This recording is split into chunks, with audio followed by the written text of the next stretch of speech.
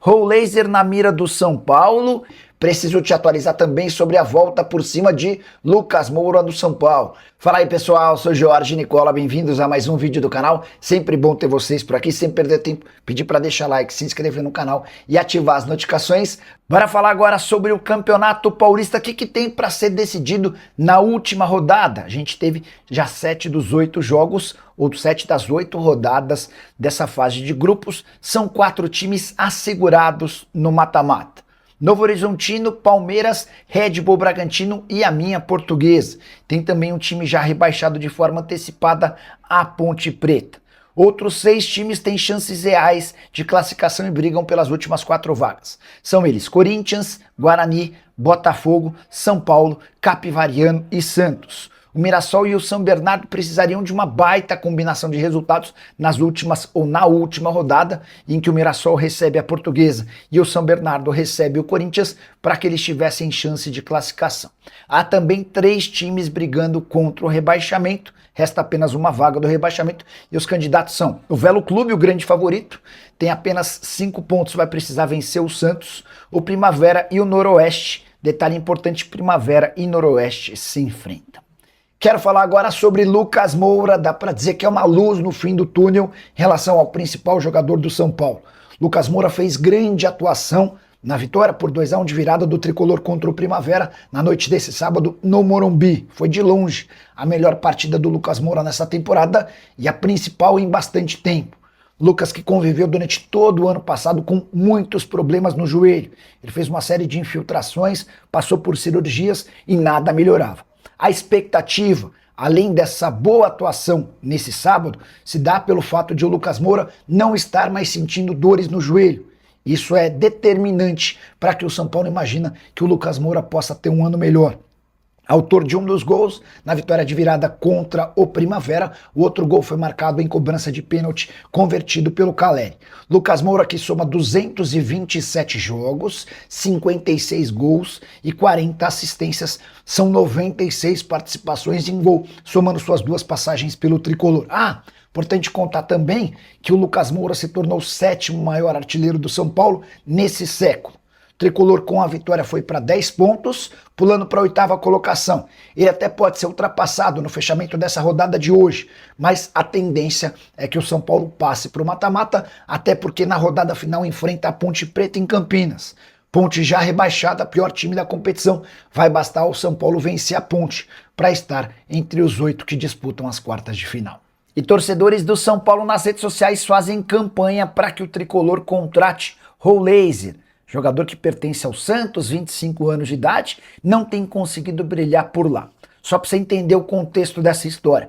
O Santos procurou recentemente o São Paulo para falar sobre a possibilidade de contratar o Alisson, que está fora dos planos do Hernan Crespo, até aí nenhuma novidade. Foi diante dessa situação que torcedores do São Paulo sugeriram, bom, já que o Santos quer o Alisson, por que o Santos não cede o Rollaser nessa negociação? Fui procurar o Alexandre Matos, executivo de futebol do Santos, para entender se existe alguma chance desse negócio acontecer, e a resposta é não. Meio óbvio, né? Até pela diferença nas cifras. O Alisson quase foi emprestado ao Corinthians por apenas R$1 milhão, jogador de 32 anos de idade. Já o Rollaser, de 25, foi contratado pelo Santos por 11 milhões de euros. Uma diferença bastante significativa entre o custo de um e o de outro. Diante desse cenário, com uma negativa do Santos em ceder o Rollaser, dá para descartar essa ideia que surge como um pedido de torcedores do São Paulo. Tricolor que tem encontrado enorme dificuldade na busca por um camisa 10, por conta da dificuldade financeira e das poucas opções no mercado. Nesse momento dá para dizer que o São Paulo está mais concentrado na reta final do Campeonato Paulista do que encontrar um camisa 10. E você, quem contrataria se fosse dirigente São Paulino? Já usa o espaço para comentário e registra a sua opinião, beleza? Pelica, o PVC noticiou que o São Paulo não vai assinar prioridade nenhuma pelo Marcos Antônio. O time planeja oferecer um novo reajuste salarial ao jogador. Sabe de algo? Ontem, Naric, surgiu essa história de que o São Paulo tinha uma negociação avançada com o Flamengo para que a partir de julho o Flamengo tivesse a prioridade na compra do jogador.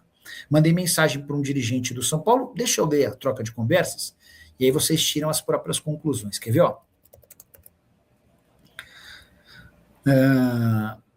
eu tinha mandado um print.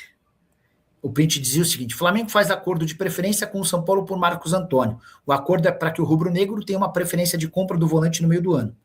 A pessoa do São Paulo respondeu: essa é uma ideia, não está formalizado nem assinado no papel. Tá? Então, resposta de ontem às 15h57 e às 16h03. Foram duas respostas. O São Paulo tem sido procurado pelo Flamengo. O Flamengo já fez duas propostas. A primeira de 6 milhões de euros, o São Paulo descartou. A segunda de 7 milhões de euros, mais o pagamento da dívida que o São Paulo tem com o Alásio. O São Paulo comprou o Marcos Antônio por 4 milhões e 200 mil euros. Esse foi um golaço do Rui Costa. Os 4 milhões e 200 mil euros em 4 parcelas, a primeira delas em setembro desse ano. E aí depois, setembro de 27, setembro de 28, setembro de 29. O Flamengo está disposto a assumir essa dívida do São Paulo e pagaria mais 7 milhões de euros ao São Paulo. O Tricolor recusou as duas ofertas. Há quem diga que o São Paulo pede 25 milhões de euros. E aí, só para completar, Tanarique, o efeito dessa prioridade, o que o São Paulo ganha dando uma prioridade ao Flamengo? Se o Flamengo, por exemplo, aceitasse emprestar o Alan até dezembro, aí beleza, aí você oferece, aí você cede essa prioridade para o Flamengo. Caso contrário, dar prioridade por dar, acho que não faz muito sentido. Tá sabendo alguma coisa do bloqueio judicial do São Paulo no Daniel Alves? Quanto a meias, tem que pôr o Pedrinho para jogar moleque é bola. E eu concordo com o Edson, o São Paulo demonstrou ter muitos bons jogadores na base, né? O Pedro e o Luca me causaram boa impressão, com características diferentes, um mais meio armador, o outro mais atacante de lado de campo. Quem mais, cara? São Paulo tem a dupla de zaga da Copinha, me chamou bastante atenção. Enfim, eu acho que tem o Felisberto na lateral direita, o goleiro, muita gente elogiou, não gostei tanto. Deixa eu ver, bloqueio judicial do São Paulo, Daniel Alves. Deixa eu ver se tem alguma atualização sobre isso.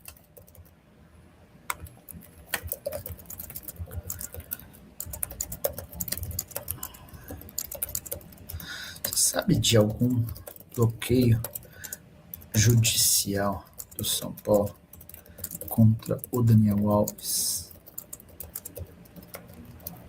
Deixa eu ver se eu consigo responder a essa pergunta do meu amigo Edson Pinheiro, torcedor tricolor.